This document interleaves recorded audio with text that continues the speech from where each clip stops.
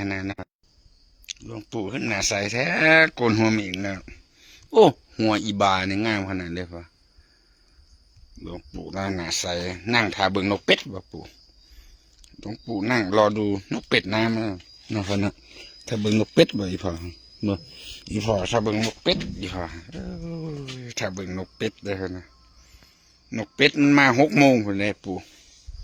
6 โมงคนเลยนกเป็ดจังมากินข้าวหรือพระครูจริยสารธรรมหลวงปู่เพิ่นนั่งถ้าฟังถ้าเบิ่งนกเป็ดน้ำเนี่ยหลวงพ่อนั่งรอดูนกเป็ดรอดูนกเป็ดเนาะหลวงปู่เบิ่งนกเป็ดบ่พอวันโกนแล้วมื้ออื่นวันพระพรุ่งนี้หลวงปู่จะขึ้นไปมอบทุนการศึกษาให้กับเนนเนาะหลวงปู่เนาะพรุ่งนี้ขึ้นไปมอบทุนให้เนนแล้วก็อุบาสิกาแม่ขาวน้อยเขาก็จะศึกษาแล้ววันที่2ก็จะศึกษาลาเพศลาหลวงปู่ไปโรงเรียนเขาแล้วพวกที่อยู่บวชต่อก็จะได้ไปศึกษาเราเรียนต่อแม่นบ่ครับคืออีพ่อพาเห็ดนะตะกี้แต่หลวงปู่ยังบวชไปเมืองนอกเมืองนาเพื่อก็หาลูกหาหลานให้บ้านมาบวชมาเรียนได้ส่งไปเรียนแม่นบ่ครูบาส่งไปวัดเบญจมบพิตร3 รูป 4 รูปพุ่นเด้หลวงปู่เอ้ยพ่อใหญ่ปู่เบิ่งดูโกนผมเลยครูบาโกนผมแล้วกี่นี่เนาะเจอต้มหัวให้นะพ่อต้มหัวให้ดูแล้วลูกหัวให้นะลูกหัวให้ดูต้มหัวต้มแห้งโอ้ยุ่งเอาดีๆมันยุ่งหัวก็เป็นนะมากอกซักเอาดูพอมากอกขึ้นเราจักบาทดูเนี่ยโอ้ตาแตกเลยปู่แห้งดีเลยปู่ตบหัวดูหัวนะดูหัวก็เป็นชั่วมือหนึ่งก็มันแพงลายด้วยแพงปู่อยู่น้ำกันแพงนะพะนะยิ้มด้วยวันโกนผมให้แล้วขึ้นเล็กหน่อยเนาะพอเนาะโกนผมให้แล้วขึ้นเล็กหน่อยโกนผมให้ขึ้นเล็กหน่อยปู่โกนผมให้หน้าใสหน้าหล่อด้วยหน้ายังบ่เฒ่าเราโกนผมออกแล้วบ่เฒ่าเฮ็ดก็ได้สิได้บัดนี้พองามเลยนะหัวอีบานะครับอุติกลางน้ำก็เริ่มล่มลื่นแล้วจะเข้าสู่หน้าฝนแล้วสักหน่อยวันนี้ก็ทำงานเมื่อคืนฝนตกรถวิ่งก็ตุ๊ปัดตุ๊เปอยู่วันนี้หลวงปู่นั่งมองรอดูนกเป็ดนะข้ามมานกเป็ดมันจะมากินข้าวอยู่ตรงนี้นกเป็ดน้ำหลวงปู่มีนกเป็ดด้วยหลวงปู่ไม่เห็นป่ะพอญี่ปุ่นแล้วมีนกเป็ดพรุ่งนี้ก็จะขึ้นไปมอบทุนการศึกษาให้กับเนนไว้ก่อนนะวันพระด้วยวันพระครูบาให้ทุนละ 2,000 ปีนี้ไม่ได้ออกธุดงค์เนาะทุนละ 2,000 ก็มีประมาณ40 กว่า 50น่าจะหมดประมาณ100,000 บาทยังพี่เลี้ยงเขาอีกบ้างเนาะมอบทุนให้กำลังใจลูกเนนล้านเนนนะให้เขาได้มีกำลังใจในการศึกษาให้โอกาสเขาหยิบยื่นให้เขาให้โอกาสสร้างคนแล้วตอนนี้ให้โอกาสการเรียนการศึกษากับลูกกับหลานเหมือนหลวงปู่เคยทำนะหลวงปู่ตอนเป็นฆราวาสแกก็อยู่อย่างนี้ไปเมืองนอกเมืองนามาก็ลูกใครบวชก็เอาไปส่งไปเรียนสตออีพ่อเบิดแล้วว่าสตอล่อล่ามสตอยังลายอยู่พอมีคนแหม่นมาให้ฉันอยู่ว่าสตอนะสาวบุกโจแหม่นมาให้2-3 ฟักอยู่นี่มันอยู่สูงอะที่จริงมันก็ยังมีเยอะนสตอยังหย่อนลงมาเยอะอยู่ มันเป็นหลายต้นนะปีนี้พอให้ฉันหลายต้นหลวงปู่นั่งรอนี่เนาะพอนั่งทานนี่เด้อจะบุญนกเป็ดเด้อนกเป็ดบ่มาไงวะนกเป็ดเปิดไฟไว้ให้ก่อนโอ้มีแต่รูปตะปูรูปอีตาเนี่ยปูมีรูปพ่อใหญ่เนี่ยปูนะพ่อใหญ่เนี่ยปูนะทำเปิดอันนี้ไว้ให้หลวงปู่ก่อนเดี๋ยวมันจะร่อนหลวงปู่ก็จะได้เดินทางไปหาหมอแล้วเหลืออีกไม่กี่วันนะวันที่15ว่าจะพาเดินทางเนาะหลวงปู่เนาะ15จะพาหลวงปู่ทำงานไปกรุงเทพกรุงไทยแล้วโอ้หอมบูแท้มันเนี่ยอาบน้ำบ่โกนหัวเหม่งอะอาบน้ำแล้วเนี่ยหอมบูขนาดหน้าใสสดใสขนาดนี้พาไปเลาะบ่อดินมาแล้วสดใสมากนะถ้าจะไปเลาะถ้าวันไหนไม่ได้ไปเลาะไม่ได้นั่นเมื่อนี้เพื่อนเอาใบตะตั้งเจ้าอาวาสมาให้ได้พอมาจักเพื่อนคือจังใดได้เพื่อนอยากตั้งให้ครูบาบ่ได้อันนั้นเลยเห็นแต่ว่าเพื่อนเอามาให้ก็แล้วเนาะพอเนาะโอ้ต้นให้ดมเน่เนี่ยซูนชิงมาได้ต้นปูดหลุดว่ายิ้มเนี่ยกันได้ต้นใส่คนว้ายพ่อใหญ่ปู่ซูนชิงมาได้เลยต้นปูดใส่รถบ่พอต้นปูดให้มันดมบ่พอซูนชิงมาได้เจ้าแค่น่ะมือเพิ่นแพงอยู่แพงวะแพงคือบ่แพงครูบาบ่ฮะแพงวะแพงหลายเท่าไหร่แพงสำใดฮะแพงสำใดจำนวนตานีว่าหน่อยมั้ยจำนวนตานีโอ้ว้าวคือเลย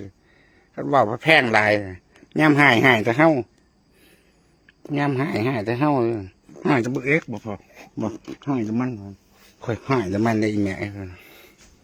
ให้ไม่ใหญ่อยู่เด้เพิ่นหายเพิ่นสิกล้าหายจ้างบ่กล้าหายครูบาเด้อคันไม่ใหญ่ยังไม่ใหญ่แล้วแพงครูบาเด้แม่เนาะปู่จูงเราก็แพงเลยเราเอาไปนอนอยู่กุดเราเด้แต่ข้าเป็นเน้นหน่อยนอนอยู่พี่อย่าไปว่นว่ายน้ำมูอยู่หันนี่จะพอใหญ่ปู่นอนเนี่ยจะไปหยาดเอาน้องเขาเนาะโอ้ต้นแคนดีพอมันใหญ่อันนี้ต้นยังพอหมากกะลี่ผลบ่เนี่ยแม่นบ่ต้นหมากกะลี่ผลได้เนี่ยพอมีหมากกะลี่ผลพออยู่หมากกะลี่ผลมันเป็นหมากหรือพอมันเป็นหมากวะถ้าใหญ่เท่าจันแม่เราจะหูจักมันอยู่มองไหนต้นหมากกะลี่ผลหมากกะลี่ผลนะเป็นรูปผู้ชายผู้หญิงเนี่ยมันเป็นธรรมชาติของมันนะต้นเขาเรียกต้นกะลีผลนะไม่รู้ต้นไหนครูบาก็ไม่รู้เหมือนกันเห็นแต่หลวงพ่อทองจันทร์ว่ามันมีอยู่ในกุฏิกลางน้ำนี่ก็มีหรืออยู่ที่กุฏิหลังเก่าเนาะหมากกะลีผลเนาะเนาะโอ้หมากสตอซุกลายขนาดนั้นซุกหมดแล้วพอเสียดายสตอดิเขาแม่นให้ก็หน้ามืออื่นนี่ตรงนี้ก็ยังนี่ก็ยังย่อนทราบลาบสิบรีบอยู่ไม่ต้องมาสตอพอต้นทั้งพี่ก็แม่นเบิดทางนี้ก็ต้นสตอปีนี้ออกหมากออกผลนะปีนี้นกเป็ดก็นานมากแล้วสิพอมันมีเข่ามันบ้าอยู่เนี่ยทุกวัน5-6 โมงมันมาแล้วนะกินข้าวนี่ทุกเขาหวานข้าวไว้ตรงไหนช่วงนั้นนี่อะไรไปซื้อข้าวเปลือกมาไว้ให้มันเนี่ยนี่แถวนี้นกมันจะมากินนะกับช่วงตอนใกล้จะสว่างตี 5-6 โมงมันจะมากินข้าวนอนหลวงปู่เนาะนั่งอยู่คนเดียวใสขนาดนี้เลยเนี่ยอาบน้ำอาบท่าให้ใสแล้วมันเนี่ยปีเนี่ยสดใสแล้วปีเนี่ยได้เห็ดภูเขาสาราเชียงของแล้วให้พ่อใหญ่ไม้ตีมาส่อมประตูให้อยู่เนี่ยโอ้ประตูมันเด้งพอใหม่มันเงาปวดว่าอย่างวะ เสียควางน้องพอเนาะน้องพอเนาะยิบแพงครูบาเอกบ่แพงวะฮะแพงคือบ่แพงแพงวะยักษ์คิวดูคนแพงยักษ์คิวดูแน่ยักษ์คิวแพงลายสำใดฮะแพงลายสำใดสำนึกตานี่สำนึกตานี่เขาบอกพอผู้เฒ่าเขาบอกเพื่อนนั่นในตะกี้เนาะพอเนาะแพงสำใดแพงไม่ใหญ่สำใดแพงสำนึกตานี่ดีใจเลยเขาบอกหลวงปู่หน้าใสแท้มันเนี่ยโกนผมใหม่หน้าใสขนาดหลวงปู่เราสดใสได้มันเนี่ยหลวงปู่สดใสมากวันนี้หลวงปู่น่ารักน่าเอ็นดูน่ารักน่าเอ็นดูไอ้นี่เป็นกะเลือดแล้วเนี่ยนะอายุมากก็จะเป็นนี่หมอกายภาพมาเขาไม่รู้เนี่ยเขามาถึงแล้วก็มาสะกิดมารูปแบบนี้มากดแรงๆนวดเนี่ยมันจะช้ำขึ้นมาเป็นแบบนี้อันนี้เขาเรียกว่าฝ้าเลือดเนาะหลวงปู่เนาะแม่นวะแม่นวะแม่นวะบางคนเขาก็ไม่เข้าใจนะคนแก่แล้วมันจะมีกะเลือดเนี่ยตามพวกนี้นี่พวกนี้จะสะกิดไม่ได้นะถ้าสะกิดแล้วจะเป็นวงแดงหมดเลยแม่นพวกนี้แม่นพวกนี้เกาไม่ได้เนี่ยถ้าเกาแล้วจะแดงเหมือนฟกช้ำนี่ก็เรียกว่าฝ้าเลือดเป็นกะเลือดบ่พอเท่าแล้วเนาะพอเนาะเราแล้วบ่พอ